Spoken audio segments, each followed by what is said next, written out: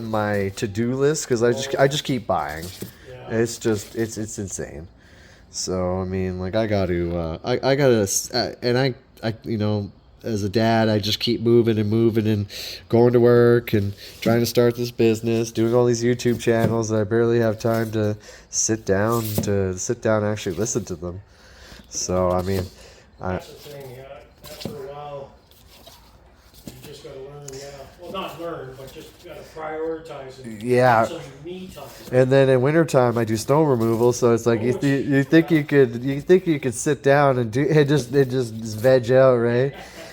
But even then, right? I mean, like I said, the boy keeps me busy, and yeah, I gotta sit down and just make the time, right? Like summer, I got way behind because we're just doing driving around and making videos, doing stuff with the drones.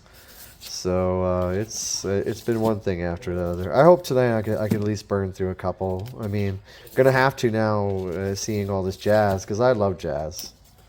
Yeah, that's what I like. With my dad listening to it, that's what I grew up on Yeah. and stuff. So.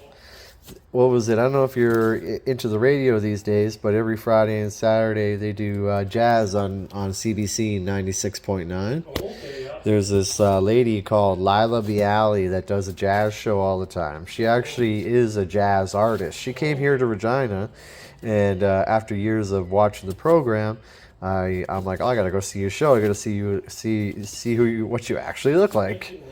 And it's really good. And she introduces you to new artists and stuff like that too, as well, and as well as the old school building blocks of it.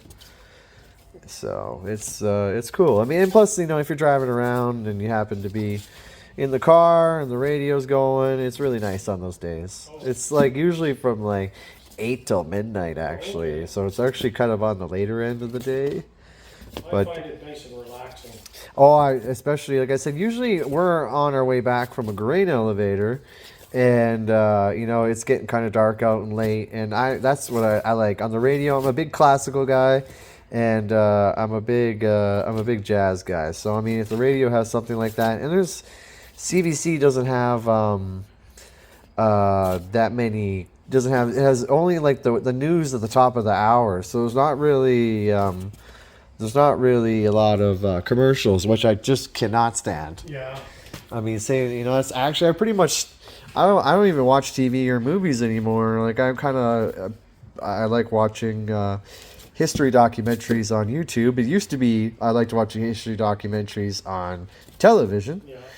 And Too many commercials. well, I mean, there was that too, and then but I just I've already, you start seeing things double time and time again. So I'm like, I liked other people's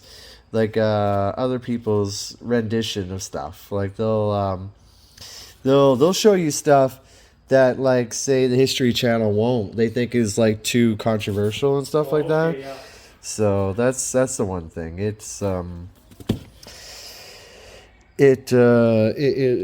shows you a lot more of what's out there, basically. So it's interesting, right? You look up anything, right? So sometimes they won't talk about certain things, right? I mean, like, gosh, I mean, like, there's a billion videos on the Holocaust. There's, you know, stuff that at the time they wouldn't talk about the Russians because of the Cold War. They didn't want to start shit. So now you hear all the dirty deeds. Yeah. I think at one time too, all the networks had their hands were kind of tied and were told, yeah, you can do this, but not this. And this. Yeah, I mean, like, especially, you know, like showing YouTube that likes to restrict people, like, their creativity as well. Like, they don't like people swearing and saying certain words, but people work around it, right? Yeah. I mean, there's some ridiculous rules, but what do you do? I mean, they make most of their money through advertisements, so people advertise their businesses through it, and they don't want it. You know, it's like they don't want it next to a Holocaust video that shows a bunch of dead bodies all the time, right? And you can understand that, right? I mean, it just is what it is. Yeah. Some people aren't in it for the money; they'll just post the video anyway and just to have something out on the net. that too. And so people are educated and stuff, right? But more or less times people just censor themselves. they won't swear in it, or they won't they'll just blur out stuff like that. I mean, it is what it is. I mean, if you're doing it, usually you're doing it to try to make some money. So I mean, you might if you don't have to swear, I mean that's a small cost. I mean, just you don't really need to do that anyway. So, but sometimes the creators get mad that they can't show, like, if you want to show a war, I mean, sometimes some dead bodies pop up from time to time.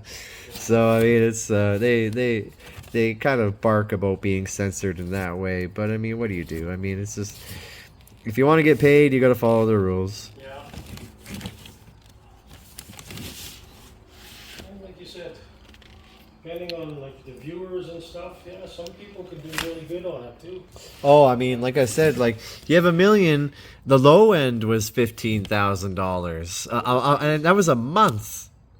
I was like, that's insane. I mean, you gotta be slamming videos. You gotta keep them going. Like, I mean, it's not like if you just do a one-off video, it's gonna peter out, right? I mean, if you keep the content, keep going, then the potential's there, right? That's why I go around looking at thrift stores now weekly. I had the channel up for so long and nothing was really sticking. So then when I started making the flicking videos, is what I call them. I don't know what other people like, or vinyl hunting. Yeah. People have been digging it, so I'm just like, well, maybe this is what people enjoy. It's the most surprising things. You'll be like, well, I didn't think. I'm like, I've been doing this for years, and this is what you like. And I was like, I could have been doing this for years too. Well, I think that with the YouTube too, like, it depends on how many subscribers you get. Yeah. And then how many. It's watch advertising as well? No. It's first you have to reach certain thresholds, and one threshold is 1,000 subscribers, and I'm at like 530 with my channel, and I've had to, like, give away records. If that's probably gotten me at least 50. I just started doing that, and then. And even like giving away household items that I just don't care to haggle someone over for $5 for. Yeah. I'm like, I say it's free. They message, and hopefully they enjoy. Like I gave away. I had shaving cream. I had 3 bottles of shaving cream, and I kept getting them as Christmas gifts from my mom, and I just stopped shaving. I mean, like, I used to shave my head and my face. I just stopped doing it. So I collected 3 bottles the past years. I'm like, I'm going to throw these away. I mean, maybe someone might find it useful. And then, like, my kid was getting rid of toys.